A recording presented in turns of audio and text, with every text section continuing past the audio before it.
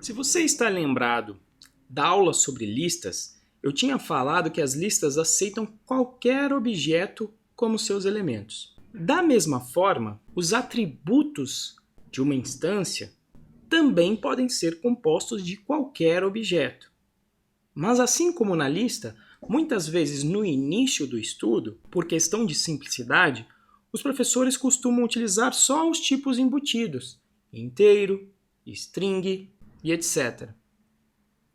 Contudo, eu já quero tirar isso da sua mente agora, porque durante esses anos eu sei que na hora que nós utilizamos objetos complexos como atributos, o cérebro de algumas pessoas paralisa até entender e digerir o conceito. Portanto, eu já vou quebrar isto agora. Vamos criar aqui um atributo chamado filhos, que vão ser os filhos de uma pessoa. Justamente veja que já é um objeto complexo que vai ser uma lista. E eu vou permitir então que seja passada na construção de uma pessoa uma quantidade variável de filhos.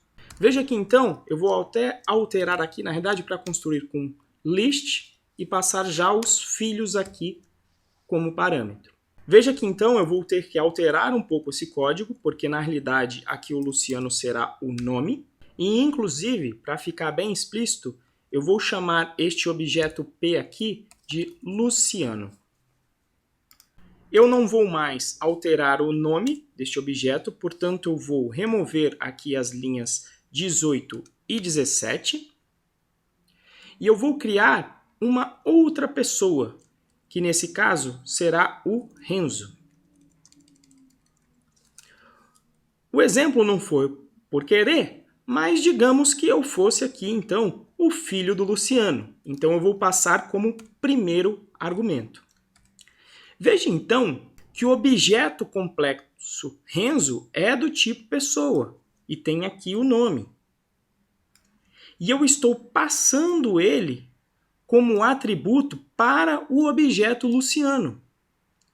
Veja que tranquilamente você consegue acessar o atributo filhos e ele vai imprimir justamente aquela pessoa. Veja aqui que é uma lista, só que ele colocou aqui uma representação meio esquisita, que em geral é o nome da classe seguido do seu ID.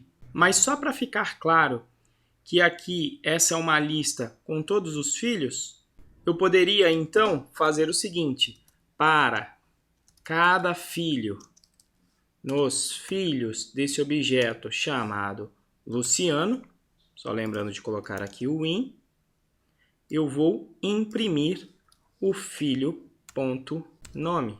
Executando esse código, perceba que justamente foi impresso aqui este único filho Renzo, que foi atribuído ao objeto Luciano. Então, que fique já enraizado na sua mente que os objetos podem ser complexos.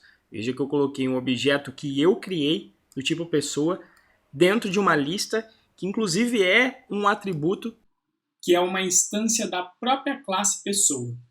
Então, vamos comitar o nosso código.